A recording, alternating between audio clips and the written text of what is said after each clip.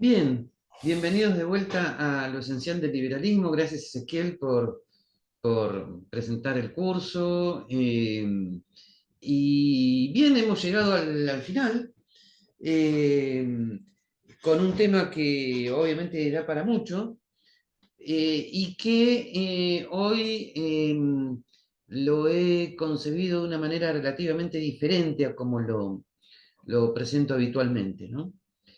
Esperen que voy a compartir pantalla.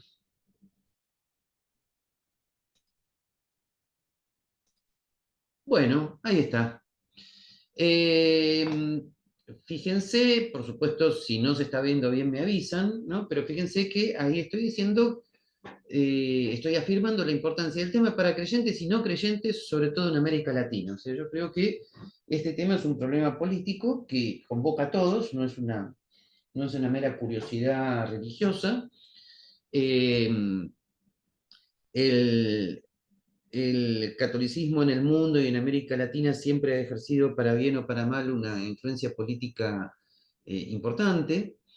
Yo siempre estuve en contra de que el catolicismo tuviera una influencia política directa en el ámbito temporal, pero indirectamente sí ha influido en la conformación de los grandes principios de Occidente, porque Occidente es el encuentro de lo griego, lo romano y lo judeocristiano, ¿no? Pero independientemente de ese tema, en América Latina el catolicismo tiene una importancia política lamentablemente más directa de la que a mí me gustaría, ¿no? Entonces yo creo que este tema convoca a todos, a creyentes y no creyentes. Y justamente por eso he elegido una metodología hoy, la primera vez, para seguir este tema, que es eh, partir del diagnóstico que un gran amigo de la casa, un gran amigo del Centro Friedman Hayek, tiene sobre esta cuestión. Que es un diagnóstico que ustedes me van a decir, bueno, pero que seguramente tú no compartes. Bueno, en cierta medida no, pero en cierta medida sí. Vamos a ver por qué este diagnóstico es un buen planteo del problema. Para Loris Sanata, el catolicismo implicaría una especie de unidad política religiosa, o sea, una especie de sistema integral. Integrismo tiene que ver con la pretensión de deducir de las Sagradas Escrituras un sistema cultural global y por lo tanto también político, que en sí mismo sería incompatible con el típico pluralismo del liberalismo. Un pluralismo entendido justamente como el respeto a ciertas libertades individuales, entre las cuales está la libertad religiosa, que obviamente quiebra esta unidad religiosa, político-cultural. ¿Cuál es el eje central de esta unidad religiosa? Una especie de pueblo originario inmaculado, ¿no? Ante el cual las instituciones de la modernidad le son foráneas e incompatibles, ¿no? O sea, habría un pueblo creyente para el cual las instituciones del liberalismo y el capitalismo le son foráneas, le son extrañas, son, comillas, anglosajonas, extranjeras, que no tendrían nada que ver con el catolicismo latinoamericano originario y con ese pueblo, ¿no? Que si no fuera por el capitalismo sería un pueblo inmaculado, ¿no? Que sería la base a la vez de la unidad del sistema político y el sistema social y económico, ¿no? Y puse la palabra progreso en signos de interrogación porque hay que ver si esta unidad política y económica de este pueblo inmaculada es compatible con lo que llamamos progreso desde el capitalismo, porque este pueblo es inmaculado justamente del capitalismo, ¿no? La mácula, el pecado es el capitalismo, y este pueblo originario sería inmaculado, y la revolución consistiría en liberar a este pueblo originario, ¿no? Del capitalismo, y por eso el título de uno de los últimos libros de Loris Sanata, que se llama Fidel Castro, el último rey católico, ¿no? Que es un libro que ha ofendido a mucha gente, pero que encaja perfectamente con esta descripción. Simplemente hay que aclarar que esta descripción se puede dar en posiciones de izquierda o de derecha, pero encaja. Bien, yo creo que con esto está bastante planteado el problema que tenemos que resolver. Ahora vamos a hacer una especie de juego, ¿no? Yo ya sé que poner citas y leerlas es muy tedioso, pero lamentablemente hoy, discúlpenme, no nos queda otra. Vamos a jugar a tratar de pensar quién puede haber escrito estos párrafos que yo voy a leer y tratar de comentar, ¿no? Hay alguien que que se está dirigiendo al Parlamento británico en el 2010, atención, dado los últimos acontecimientos tan rápidos, tan cambiantes, hay que explicar la fecha. Esto está dicho en el 2010. La tradición parlamentaria de este país debe mucho al instinto nacional de moderación, al deseo de alcanzar un genuino equilibrio entre las legítimas reivindicaciones del gobierno y los derechos de quienes están sujetos a él. Mientras se han dado pasos decisivos en muchos momentos de vuestra historia para delimitar el ejercicio del poder, las instituciones políticas de la nación se han podido desarrollar con un notable grado de estabilidad. En este proceso, Gran Bretaña se ha configurado como una democracia pluralista que valora enormemente la libertad de expresión, la libertad de afiliación política, el respeto por el papel de la ley, con un profundo sentido de los derechos y deberes individuales y la igualdad de todos los ciudadanos ante la ley. O sea, como ven, el que está diciendo estas palabras está elogiando una tradición, una evolución del common law británico, una evolución del Estado de Derecho, algo muy similar a cómo Hayek describe, ¿no? La evolución política de Gran Bretaña. Vamos al párrafo que sigue. Esto está dicho en el año 2011 al Parlamento alemán, ¿no? Y quien está firmando esto dice, ¿cómo se reconoce lo que es justo? En la historia, los ordenamientos jurídicos han estado casi siempre motivados de modo religioso. Sobre la base de una referencia a la voluntad divina, se decide aquello que es justo entre los seres humanos. Contrariamente a otras grandes religiones, dice esta persona, el cristianismo nunca ha impuesto al Estado y a la sociedad un derecho revelado, un ordenamiento jurídico derivado de la revelación. O sea, lo que está diciendo es que el cristianismo no consiste en un sistema cultural global del cual se desprenda necesariamente un determinado sistema jurídico a partir de las Sagradas Escrituras. En cambio, sigue diciendo nuestro misterioso autor, se ha remitido a la naturaleza y a la razón como verdaderas fuentes del derecho. Se ha referido a la armonía entre razón objetiva y subjetiva, una armonía que sin embargo presupone que ambas esferas están fundadas en la razón creadora de Dios. Así, los teólogos cristianos se sumaron a un movimiento filosófico y jurídico que se había formado del siglo II a.C. Se está refiriendo justamente a la evolución de cierta filosofía del derecho que se había dado ya con los estoicos, que se había dado con algo del derecho romano, con algo de la filosofía del derecho de Platón y Aristóteles. En la primera mitad del siglo II precristiano, se produjo un encuentro del derecho natural social desarrollado por filósofos estoicos y notorios maestros del derecho romano, ¿no? Lo que decía antes. De este contacto nació la cultura jurídica occidental, que ha sido y sigue siendo de una importancia determinante para la cultura jurídica de la humanidad. Es interesante, me permito comentar, si ustedes van al capítulo 11 de los fundamentos de la libertad de Hayek, van a ver que hay una referencia muy similar en cuanto a los orígenes del Estado de Derecho en la antigua Atenas y en la antigua Roma. Por supuesto, todo de manera evolutiva, todo de manera imperfecta.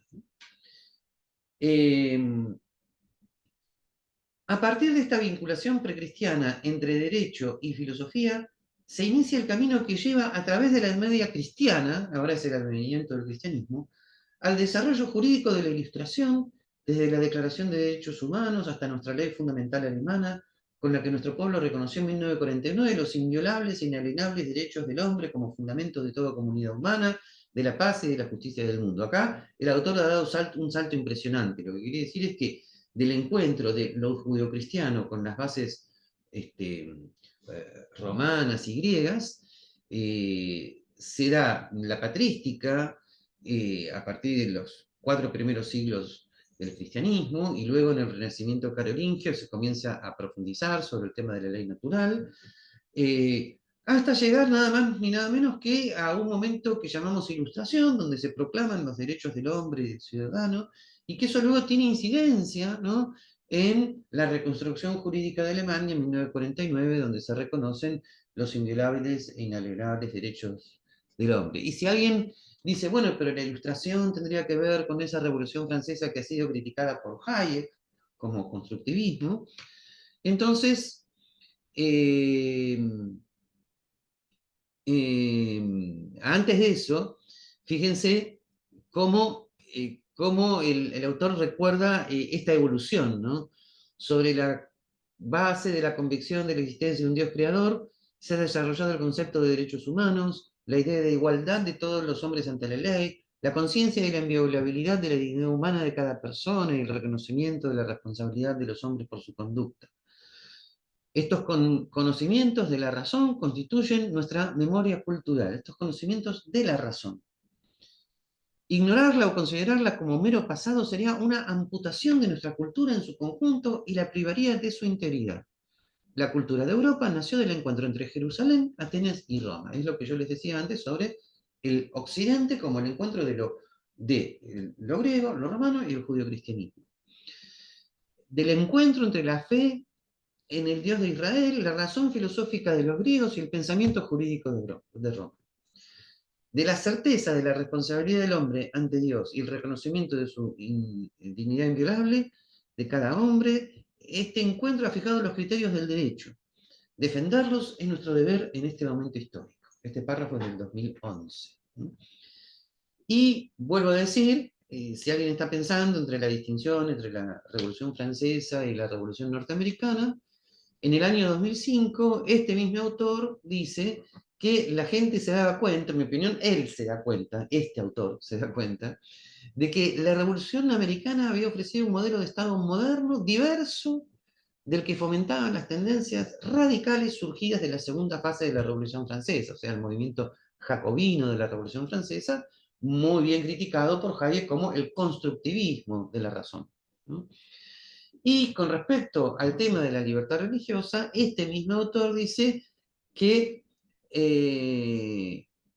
algo totalmente diferente, bueno, diferente de otra cosa, falta contexto, es considerar la libertad de religión como una necesidad que deriva de la convivencia humana, más aún, como una consecuencia intrínseca de que la verdad no se puede imponer desde fuera, sino que el hombre la debe hacer suya solo mediante un proceso de convicción. O sea, acá está afirmado el derecho a la libertad religiosa como una consecuencia necesaria, ¿no?, de que la verdad jamás puede ser impuesta por la fuerza, sino que la verdad es un resultado de la convicción, de la comprensión que hace la razón acerca de sí misma y de la realidad. Bien, estos párrafos son por supuesto importantísimos, lamento haberlos leído tan rápido, los comenté más o menos. Globalmente tienen cierta coincidencia con lo que Hayek describe como la evolución del Estado de Derecho. ¿Y quién es esta persona? ¿Quién es este autor? ¿Quién es el que dice todo esto? Acá lo tienen. Es Benedicto XVI. Todos los párrafos que hemos citado son del discurso que Benedicto XVI da al Parlamento inglés en el 2010, al Parlamento alemán en el 2011, y del discurso del 22 de diciembre del 2005 a la Curia romana sobre el significado del Vaticano II. Entonces ahora podríamos hacernos la siguiente pregunta. Bueno, pero este Benedicto XVI, que está hablando prácticamente de los grandes principios del Estado de Derecho y de lo que de otra manera se podría llamar la tradición liberal clásica, este Benedicto XVI, ¿de dónde salió? ¿De qué repollo salió? ¿De qué planeta vino? ¿No? ¿De qué nada emergió? ¿Qué es? Benedicto XVI es una anomalía con respecto al catolicismo, es una contradicción con el catolicismo. Muchos lo piensan, les comento, por si les interesa el debate. No, Benedicto XVI fue uno de los principales teólogos que asesoraron a los padres conciliares del Vaticano II. En los años 60, Benedicto XVI fue un joven teólogo que asesoró al cardenal Frims uno de los principales inspiradores del Concilio Vaticano II, ¿no? Junto con Karol Wojtyla, que fue luego Juan Pablo II, ahí es donde trabaron una profunda amistad, ¿no? O sea, prácticamente Benedicto XVI fue uno de los principales escritores del Vaticano II. Participó mucho en la Constitución Pastoral Gaudium et Spes. Un Vaticano II que establece, no de manera jurídica, ¿no? Que habla sobre la libertad religiosa, la distinción entre la Iglesia y el Estado, ya concebido el Estado como el Estado moderno, y no como el Estado moderno constructivista de la Revolución Francesa, sino como el Estado moderno que finalmente surge en la Revolución Norteamericana. Es un Vaticano II que habla de la justa autonomía de lo temporal en temas religiosos y científicos, un Vaticano II que habla del diálogo con religiones no cristianas y no cristianas, un Vaticano II que condena al antisemitismo. Estos son los documentos más importantes del Vaticano II, el documento, la Declaración de Libertad Religiosa, el documento Nostra Aetate sobre el diálogo con las religiones no cristianas, el documento Unitatis Redintegratio, que es el diálogo con las religiones cristianas, la Gaudium et Spes, donde se habla de la distinción entre iglesia, Estado, la justa autonomía de lo temporal. ¿No? Y, y, a su vez, entonces podríamos preguntarnos, este Vaticano II, ¿no? Es a su vez contradictorio con el catolicismo, porque si nos vamos yendo para atrás, ¿ven? O sea, lo que estamos viendo es que Benedicto XVI es totalmente compatible con los ideales de un Estado de Derecho liberal clásico, ¿no? Eso, ¿de dónde salió? Y eso es el espíritu del Vaticano II. Y eso a su vez, ¿de dónde salió? ¿No?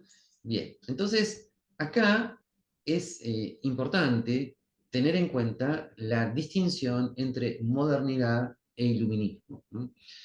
Lo que llamamos mundo moderno, in abstracto, no necesariamente se identifica con el iluminismo racionalista, constructivista, planificador de la Revolución Francesa.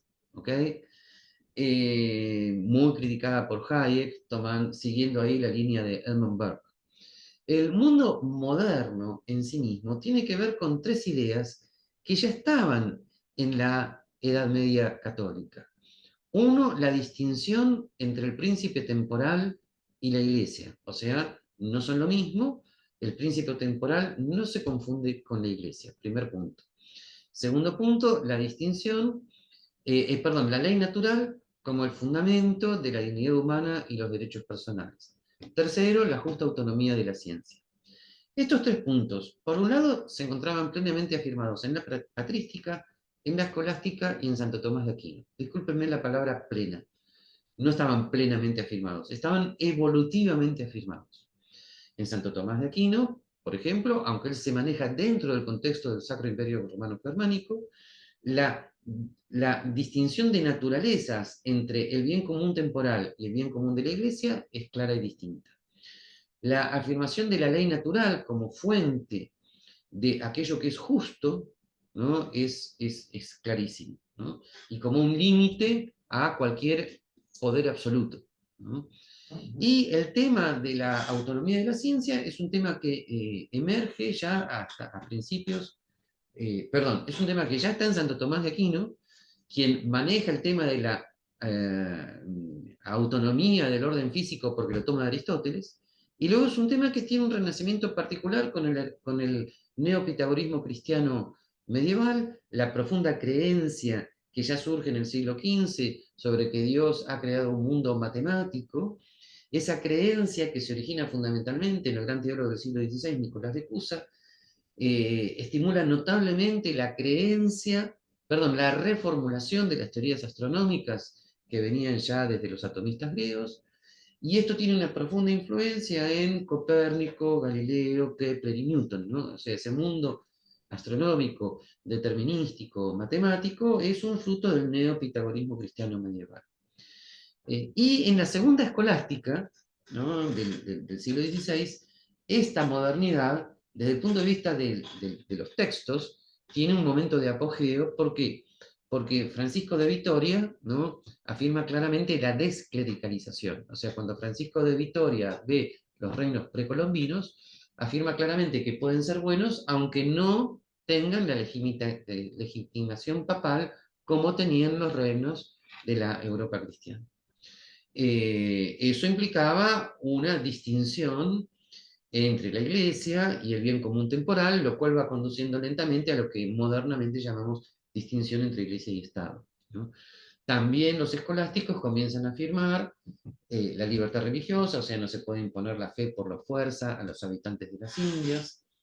Y todo esto, por supuesto, a través de escritores como Francisco de Vitoria, Juan de Mariana, luego tiene su influencia en autores como John Locke, como Tocqueville, como Montesquieu, etcétera, etcétera.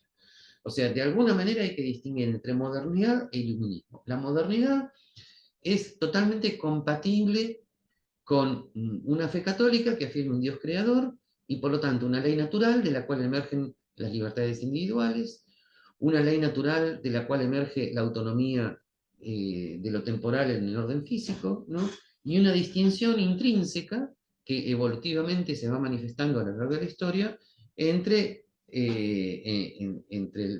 lo que en términos antiguos se llamaba el príncipe temporal y el poder de la iglesia. O sea, lo que estoy diciendo es que la famosa distinción entre iglesia y Estado moderno pertenece a la esencia del pensamiento de la creación, ¿no? Dios ha creado un ser humano que no se puede identificar con Dios. Por lo tanto, desaparece la idea del rey Dios, que fundía absolutamente lo divino con lo humano. Eso se elimina totalmente con la idea de un Dios creador de un ser humano que no es Dios, y de un ser humano que por lo tanto tiene un fundamental deber, el deber de respetar la ley natural, que emerge a su vez de la naturaleza humana, ¿no? Y que es esa ley natural que va siendo cultivada evolutivamente, nunca de manera perfecta, por los jurisconsultos romanos, griegos, etcétera, etcétera, ¿no? Eh, por lo tanto, esto es lo que explica lo que hoy podemos ver con cierta claridad, ¿no?, que cuando Juan XXIII convoca al Vaticano II eh, en 1961, estas ideas habían alcanzado dentro del catolicismo un nivel de madurez suficiente como para que sean plenamente afirmadas, y por eso es totalmente coherente que Wojtyla y Benedicto XVI afirmen estas ideas, ¿no?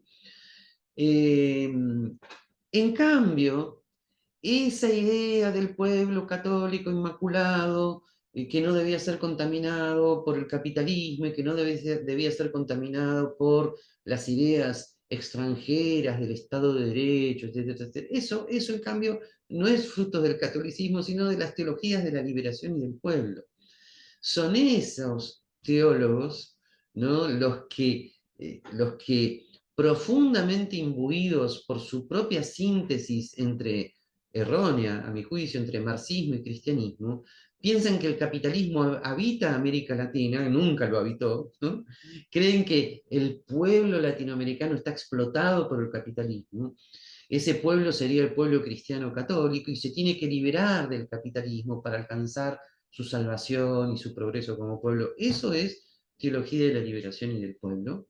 Y eso es lo que tiene estas tres características, ¿no?, que Lori Sanata caracteriza como catolicismo. En última instancia, lo que quiero decir es que no hay que confundir catolicismo con teologías de la liberación y teologías del pueblo. Eh, Al contrario, el catolicismo como pensamiento implica una larga evolución de la idea de ley natural. Y eso implica una larga evolución de la idea de Estado de Derecho, una evolución que está muy bien descrita por Hayek en los Fundamentos de la Libertad, y como ustedes pueden ver, Benedicto XVI coincide con esa descripción. Por lo tanto, no es que se identifiquen de ninguna manera, pero sí hay como una especie de fundamento último, ¿no? O sea, el judeocristianismo da origen a la noción de dignidad humana y de ley natural, que da origen finalmente a las libertades individuales. Por supuesto, esto no quiere decir que del pensamiento cristiano católico se, se desprenda con claridad y precisión, porque no debe ser así, cuáles son estas libertades, en qué medida, toda la estructura jurídica, pero sí coherentemente se desprende la madre de las libertades, la madre de la distinción entre iglesia y Estado, la madre del límite al poder, que es precisamente la libertad religiosa.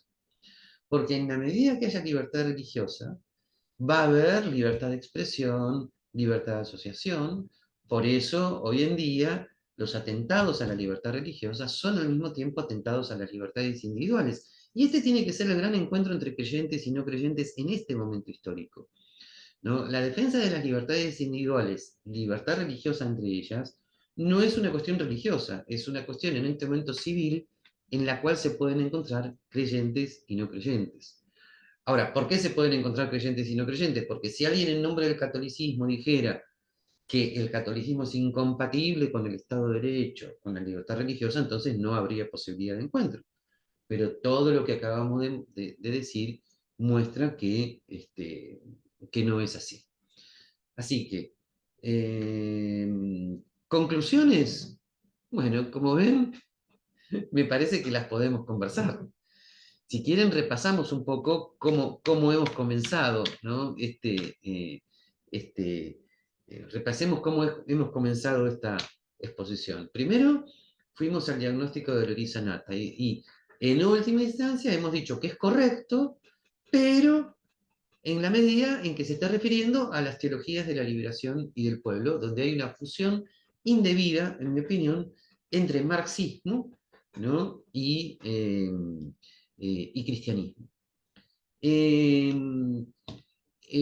Hemos visto que la defensa del Estado de Derecho y de las libertades está plenamente firmada por Benedicto XVI en sus discursos al Parlamento inglés, al Parlamento alemán, en su discurso del 2005 a la Curia.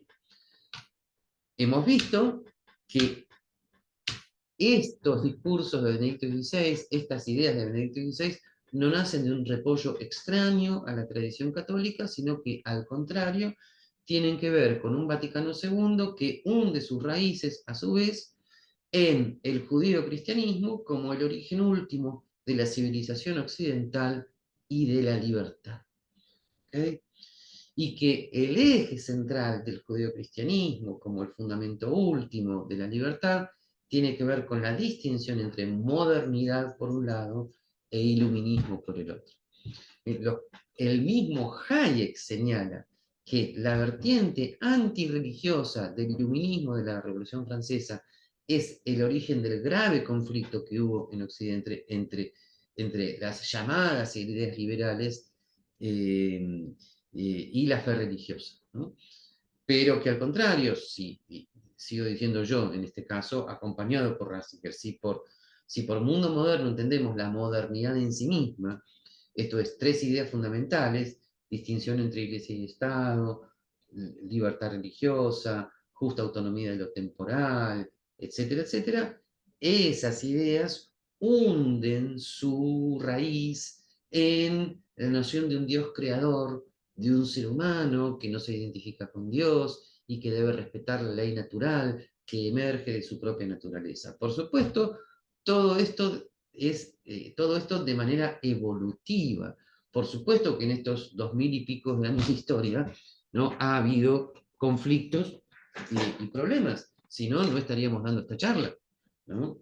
Pero esos conflictos y esos problemas se deben a que no se visualiza correctamente la distinción entre modernidad y iluminismo, y que hay muchos creyentes y no creyentes que por religión entienden algo que no está en la esencia misma del pensamiento religioso católico, ¿no? Y eso genera muchas controversias que estamos tratando de solucionar. Ahora, vuelvo a decir, estamos en un punto importantísimo de la historia, ¿no?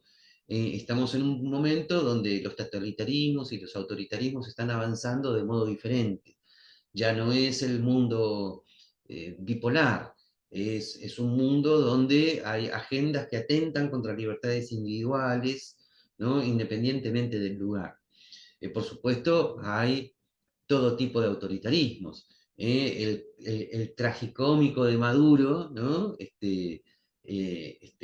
Decretando cuándo es la Navidad, o autoritarismos claros y distintos, como Putin, por ejemplo, o los autoritarismos en Occidente, cuando en nombre de ciertas cosas se violan libertades individuales en las cuales nos tendríamos que encontrar todos, ¿no? Eh, y en América Latina particularmente, aparte de que América Latina esté afectada por esta misma temática, eh, América Latina nunca va a encontrar el camino del desarrollo, ¿no? Nunca va a encontrar el camino del desarrollo si no se produce un encuentro fructífero entre los valores culturales del desarrollo y el pensamiento católico. Y es ahí donde hay que seguir trabajando. ¿Está?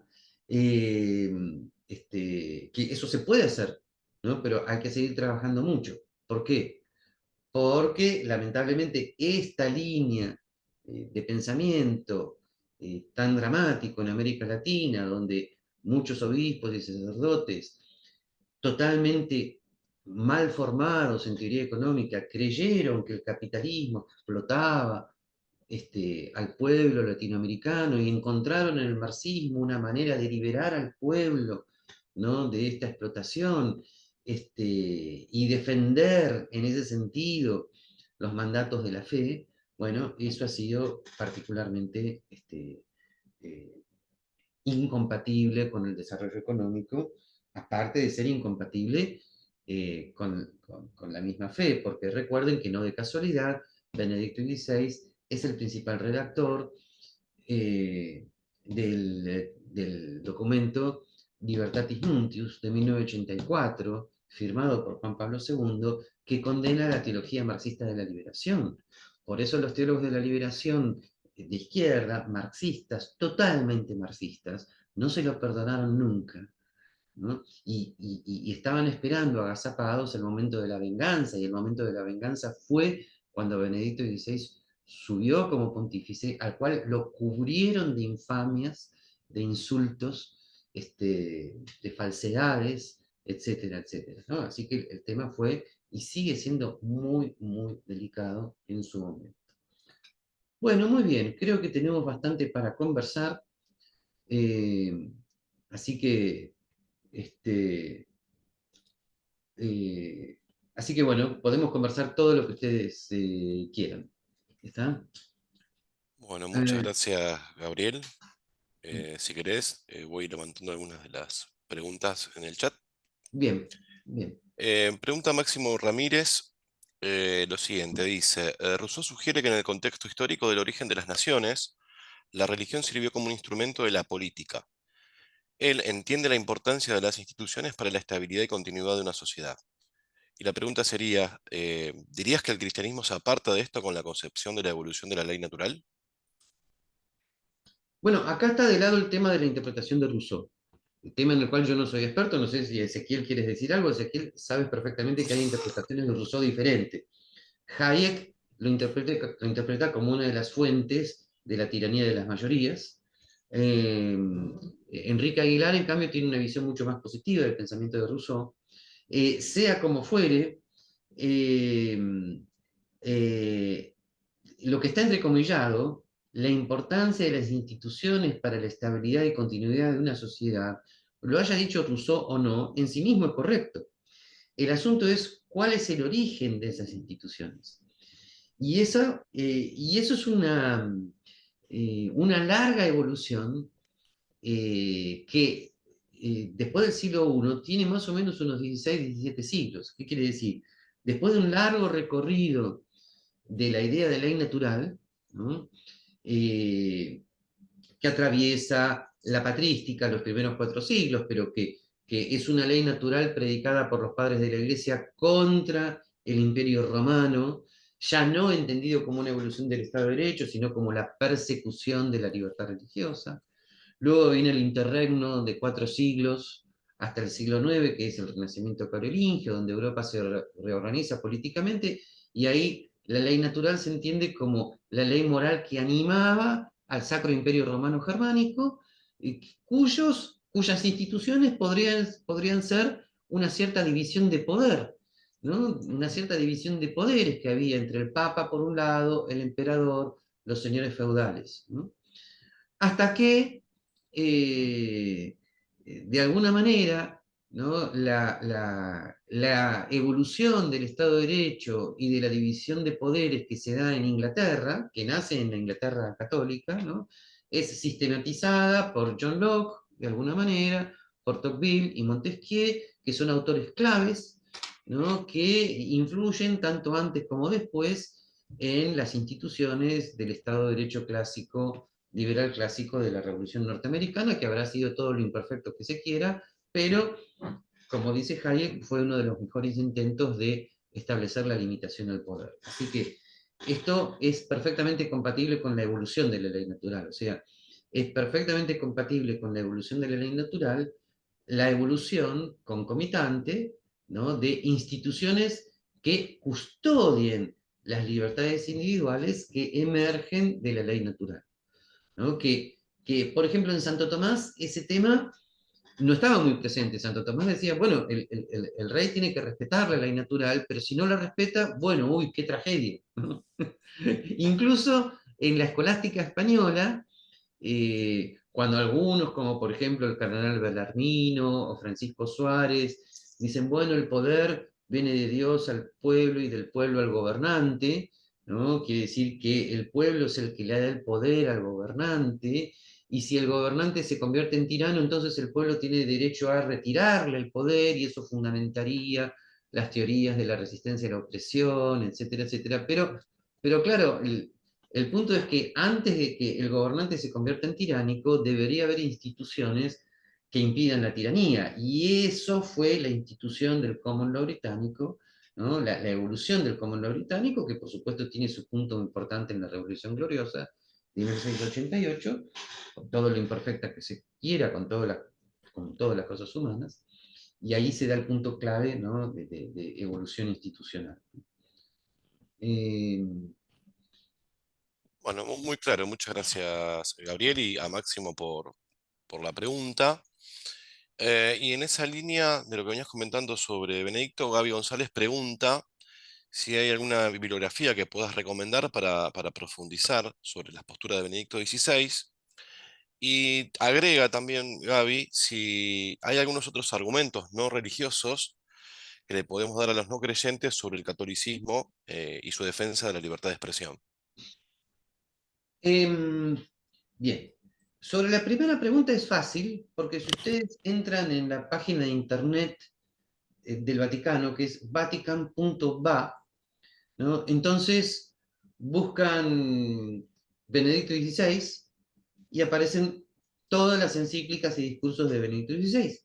Y si sencillamente buscan discurso de Benedicto XVI al Parlamento inglés o discurso de Benedicto XVI al Parlamento alemán, van a aparecer los textos completos que he citado hoy, ¿no? Recomiendo especialmente, si me preguntan qué cosas buscar, ejemplo, estos dos discursos, el discurso del 18 de enero del 2008 de Benedicto XVI a la Universidad de La Sapientia, que no pudo ser leído, pero quedó escrito, ¿ok?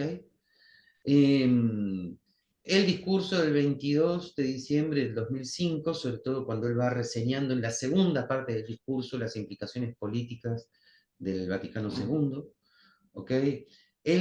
Los discursos que pronuncia Benedicto XVI cuando viaja a Estados Unidos en el 2008, frente a la entonces canciller Mary Ann Landon, ¿no?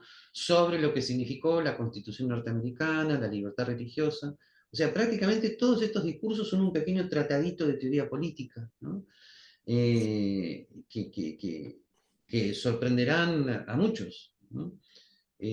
Porque muchos pensaban que Benedicto XVI era una especie de conservador antiliberal, y como ustedes pueden ver, eso es totalmente falso. Eso forma parte de las calumnias que se le hacen desde los que lo odiaron absolutamente, ¿no? Que tiene que ver con la condena que él hizo a la teología de la liberación marxista, ¿no?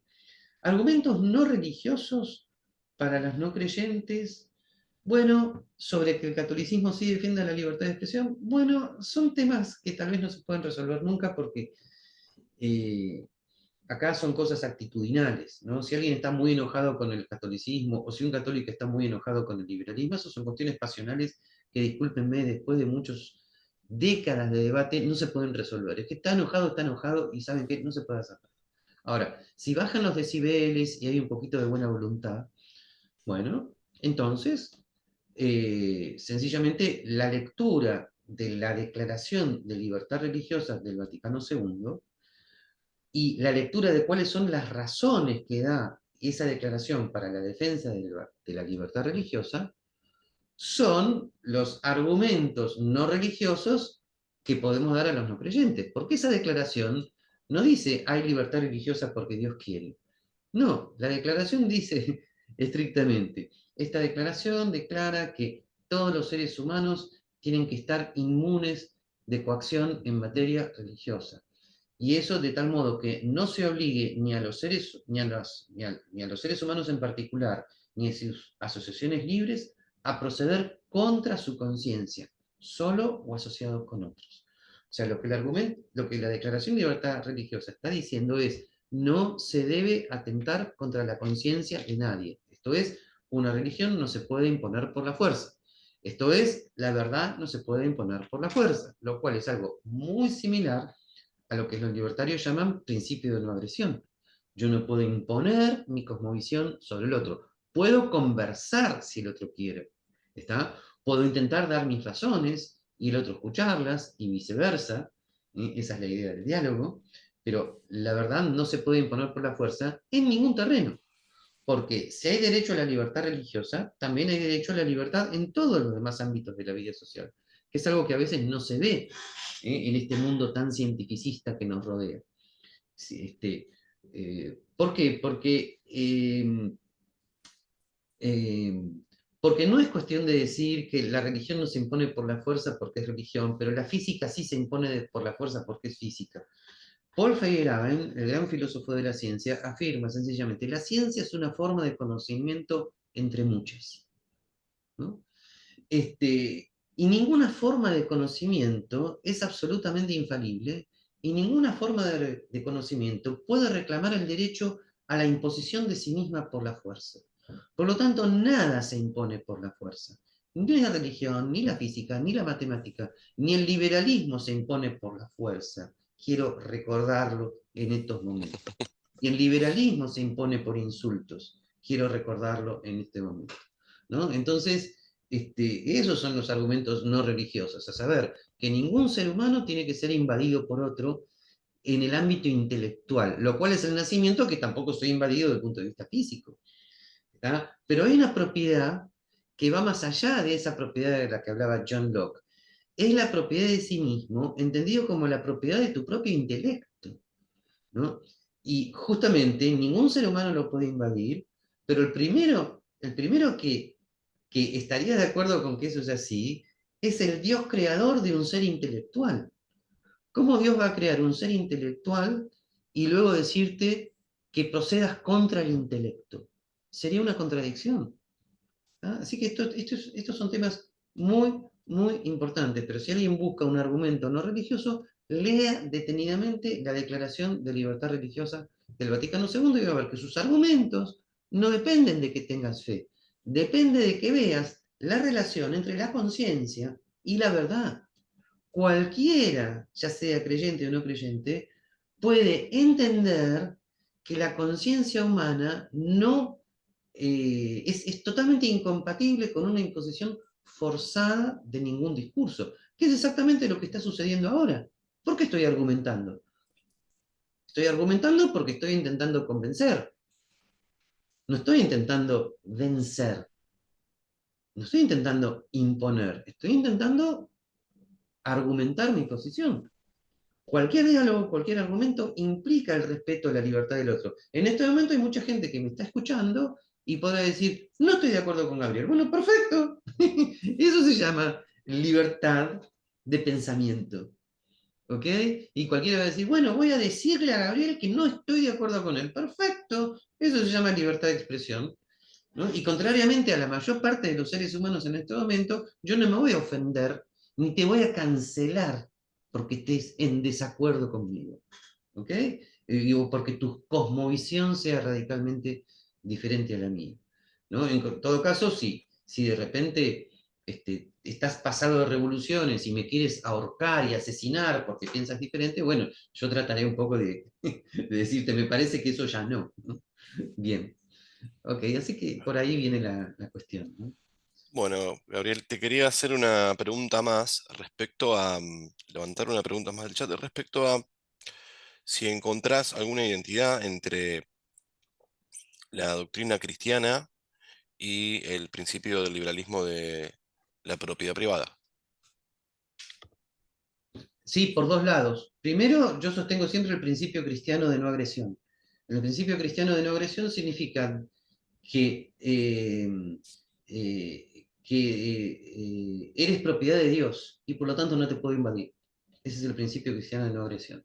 Dios te ha creado, por lo tanto Dios es tu dueño y por lo tanto yo no soy tu dueño y por lo tanto yo no puedo avanzar sobre vos y viceversa. Ese es el principio cristiano de no agresión. Y después con respecto a la propiedad privada es mucho más fácil.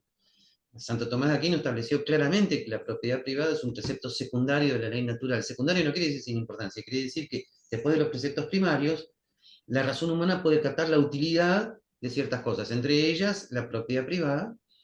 Pero claro, esto lo decía él en su contexto feudal, ¿no? Estaba justificando la propiedad del señor, ¿no? Del señor feudal. Bueno, después de 7 siglos, la noción de utilidad es la misma. Justamente como la propiedad es necesaria para el cálculo económico, como la propiedad es condición indispensable para la coordinación de conocimientos dispersos, según enseña Hayek, entonces la propiedad es un precepto secundario de la ley natural.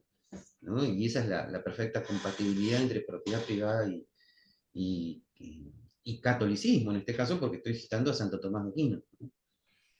Sí. Muy claro, muy claro. Acá Cristian me pregunta, ¿no? Te pregunta en realidad, este, Cristian Gabriel González, bueno, un Ujú. poco lo que venías comentando sobre la teoría de la liberación y si crees que el marxismo impregnó todos los ámbitos institucionales como la Iglesia Católica. En América Latina fundamentalmente sí, pero no porque hubo un plan malévolo desde no sé qué lugar. No, sencillamente se debió a la ignorancia de los teólogos eh, y su mala formación en economía, sumado esto a una errónea interpretación entre la relación entre iglesia y mundo, que es un tema más delicado, ¿no?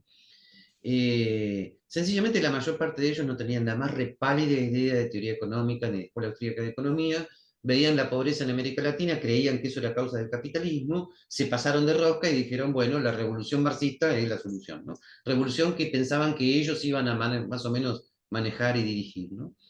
Pero a su vez esto tenía que ver con una errónea interpretación entre iglesia y mundo, porque ellos suponían que de la revolución temporal iba a venir la salvación eterna, ¿no? Error. De ninguna revolución temporal puede venir la salvación eterna, ni tampoco de ninguna revolución liberal, ni de nada. Puede venir la salvación eterna, viene solo de Dios.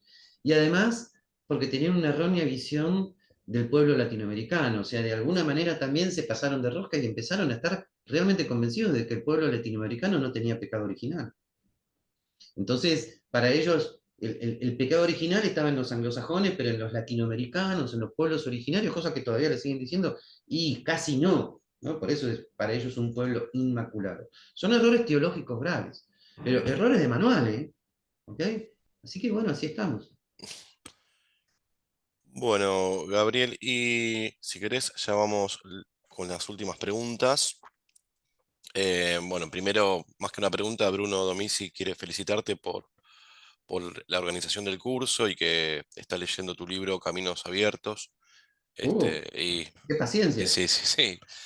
Bueno, todos hemos pasado por ahí. Este, te Tenemos queríamos más preguntar. tiempo, Ezequiel, Sí. tenemos más tiempo, ¿eh? Si querés seguir Ah, leyendo, bueno, bueno, bueno. tenemos más tiempo, ¿eh? Hasta las 9 tenemos. Perfecto.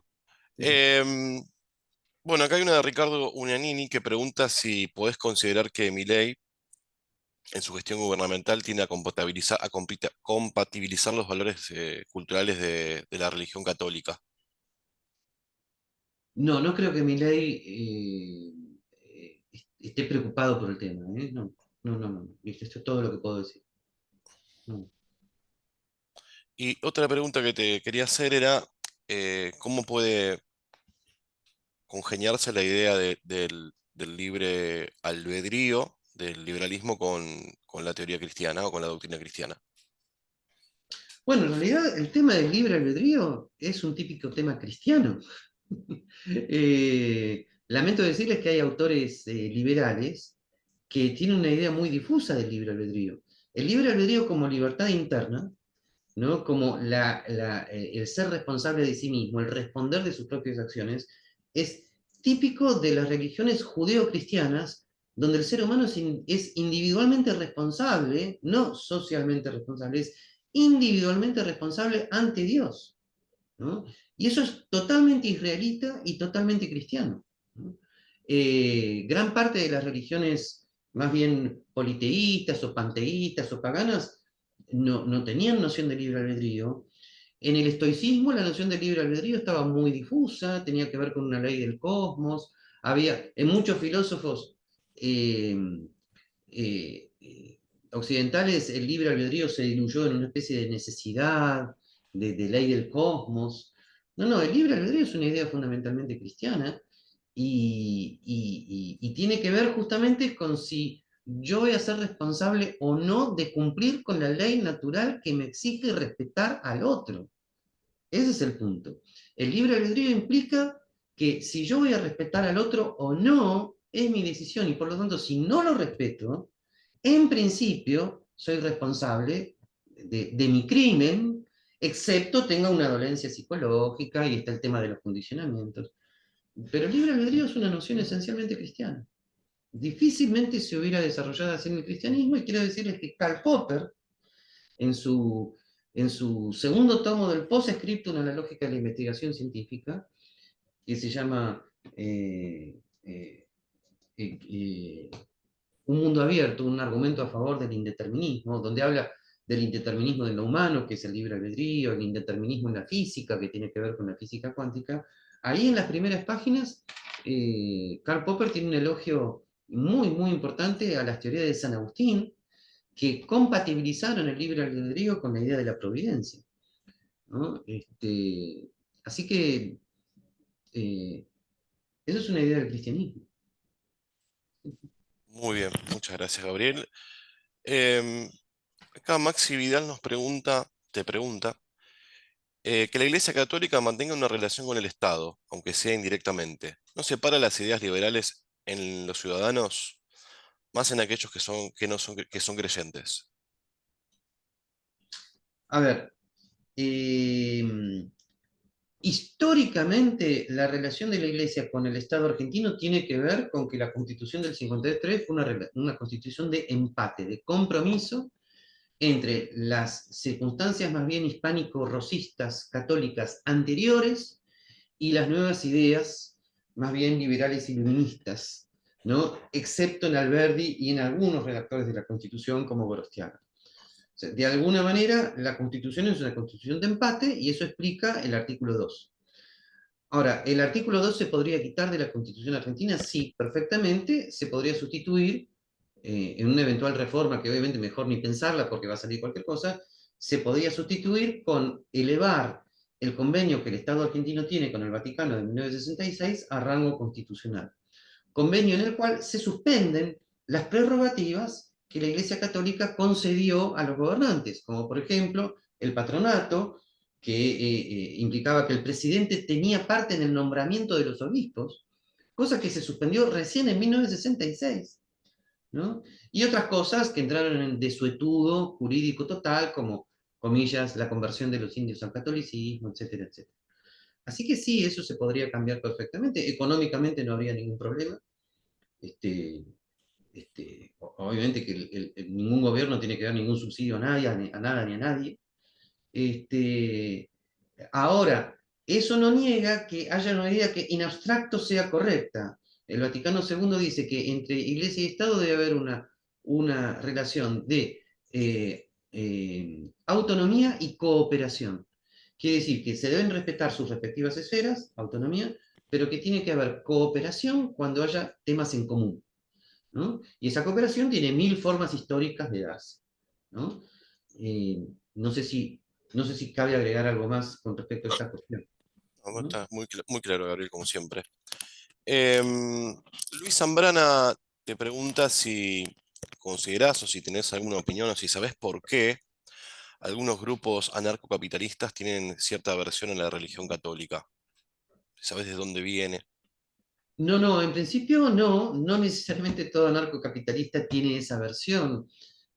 Acuérdense que en Estados Unidos los anarcocapitalistas tuvieron una línea que son los paleolibertarios, donde son muy conservadores en materia religiosa. Así que ellos no tienen ningún problema en particular. Ahora, hay algunos anarcocapitalistas que tienen una relación con el objetivismo, y ahí ya saben que Ayn Rand tiene la obsesión de que Dios no existe y la coloca como premisa para su liberalismo clásico, y desde luego ese es un obvio error, eh, cuya corrección la ayudaría en primer lugar al objetivismo. Yo una vez escribí, no me quise meter mucho en esto para no molestar a mis amigos objetivistas, con los cuales en general no tengo ningún problema, pero yo una vez escribí un pequeño articulito, ¿no? En la revista Laissez-faire de Guatemala diciendo, ¿es necesario ser ateo para ser objetivista? ¿No? Obviamente no, pero si los objetivistas dicen que sí, bueno, allá ellos, la verdad. Eh, eh, eh, eh, ¿Qué quieren que les diga? En determinado momento, así como hay obsesiones eh, que son una deformación del pensamiento religioso, por ejemplo, el fanatismo, la superstición, el pensamiento mágico, son obsesiones que deforman el pensamiento religioso, también hay obsesiones antirreligiosas. Así que lamento decir que esa insistencia denodada y absoluta en que hay que ser ateo para ser liberal, eso es un tema psicológico, ¿ok? Prácticamente no resiste el menor análisis académico. Muchas gracias, Gabriel. Y si querés vamos cerrando ya con la última pregunta de Natalia Suárez, que ella nos dice que concuerda obviamente con el principio de no agresión, pero muchas ideas a lo largo de la historia se han impuesto por la fuerza. ¿Qué argumentos podés dar o qué opinión tenés sobre esos hechos históricos para defender la no violencia, para contagiar o para promulgar las ideas liberales? Han sido siempre lamentables. Eh, Juan Pablo II en el 2003 hizo un pedido de perdón general por aquello que los cristianos y los católicos han podido hacer en ese sentido, lamentablemente. Pero quiero agregar algo al respecto.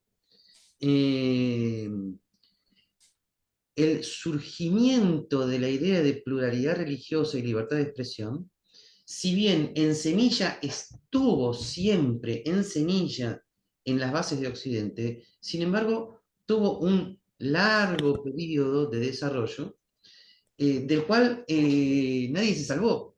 Lo que quiero decir es, en la, eh, eh, tanto en el Imperio Romano como luego en los escritores de la patrística, eh, como luego en el Renacimiento carolingio, en el Sacro Imperio Romano Germánico, no había noción de libertad religiosa y prácticamente la unidad civil pasaba por la unidad religiosa y a nadie se le ocurría lo contrario. Y a nadie se le ocurrió lo contrario luego cuando se dividieron católicos y protestantes, que se mataron los unos a los otros inmisericordiamente, sin concebir el tema de la libertad religiosa, tuvieron que llegar al famoso tema de cuya religión, cuyo rey elijo, etcétera, etcétera, como diciendo, tengo la religión de mi Señor, ¿no? Como una especie de proceso para llegar a la paz, ¿no? John Locke tuvo que comenzar a escribir al respecto, su famosa carta de tolerancia. Los escolásticos españoles comenzaron a escribir cosas muy avanzadas, cuando en ocasión de la evangelización comenzaron a decir a los habitantes de las Indias no hay que imponerles la religión por la fuerza, pero fue un largo proceso, ¿no? No solamente nadie se salva, sino que actualmente tampoco nadie se salva. Paul Feyerabend denuncia muy bien que creyentes como no creyentes siguen pensando que en las cosas importantes el Estado tiene que intervenir. Entonces, eh, actualmente, por ejemplo, gracias a Dios, ningún católico piensa que el Estado te tiene que bautizar por la fuerza, pero hay muchos católicos y no católicos que piensan que el Estado te tiene que enseñar la ciencia por la fuerza, y que te tiene que vacunar por la fuerza, y que te tiene que enseñar la medicina, y que te tiene que imponer la medicina occidental por la fuerza. O sea, no. El tema de la libertad sigue siendo inexistente en vastas áreas de la vida social. El tema de la imposición por la fuerza, por la violencia, sigue siendo una novedad en Occidente. ¿Okay? Así que el pensamiento, lamentablemente la acción de muchos católicos y protestantes no se salvó de este problema, como tampoco se salvaron los revolucionarios franceses, como tampoco se salvaron los científicos, como tampoco se salvan los educadores. O sea, todos cometen el mismo pecado. En lo que no les importa, dejan libertad. En lo que consideran importante, aplican la fuerza. La gran enseñanza de Paul Feyerabend es justamente que en nada la fuerza.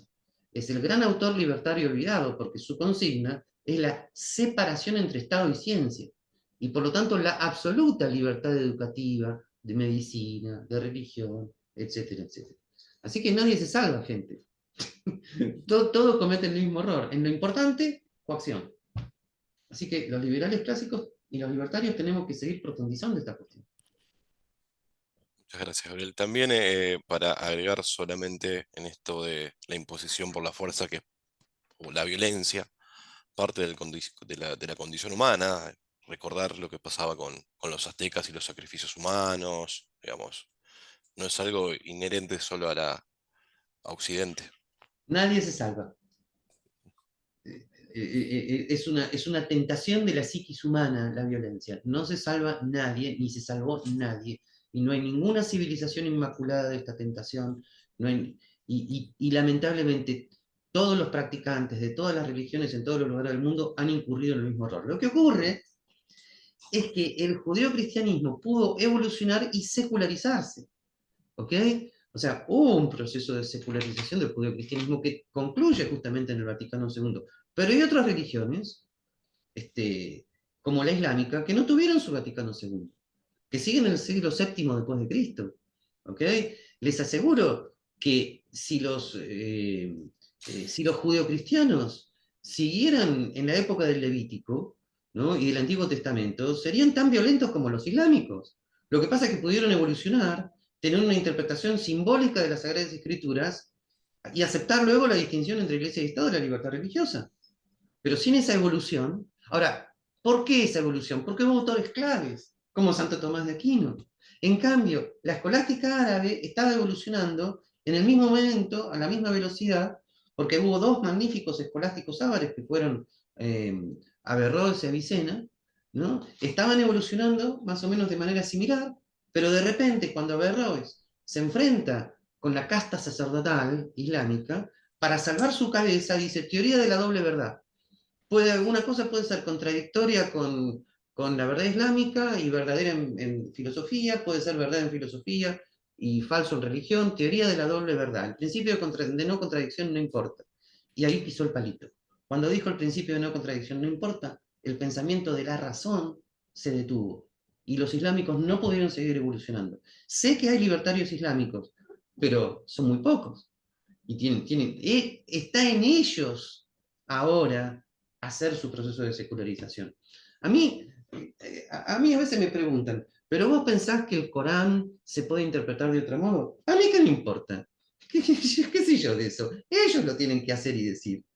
Pero les aseguro que el Antiguo Testamento tiene partes que literalmente son la violencia más atroz. Son la violencia más atroz. Ahora, la interpretación simbólica y epocal de esos párrafos fue fruto de la teología católica cristiana. Fuimos nosotros los mismos cristianos que evolucionamos. ¿Ok? Bueno, los islámicos tienen que hacer lo mismo. Bueno, Gabriel, muchas gracias. Me objetaron Ricardo Unanini que interpreté mal la pregunta, así que si no te molesta la voy a leer textual, así queda del todo clara porque no la interpreté bien. Dice entonces, ¿El presidente Milei puede considerarse un dirigente que, a través de su gestión gubernamental, tiende a compatibilizar los valores culturales del desarrollo con la religión católica, sirviendo así de ejemplo para el resto de América Latina?